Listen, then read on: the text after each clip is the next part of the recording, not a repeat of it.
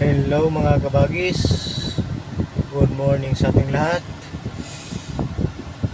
Ito yung mga kahoy mga kabagis na nahuli ng Sandro DENR Kapasalan. Ang dami.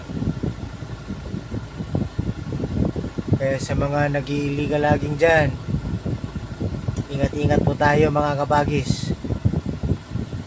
Baka masayang lang yung pinaghirapan natin kunin.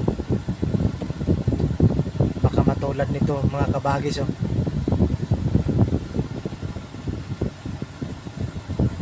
sayang, dugo at pawis talagang puhunan yan para makuha lang yung mga kahoy na yan mga kabagis. Tapos ito lang, huhulihin lang. Kaya ingat-ingat po mga naglalaging dyan, ingat-ingat po tayo.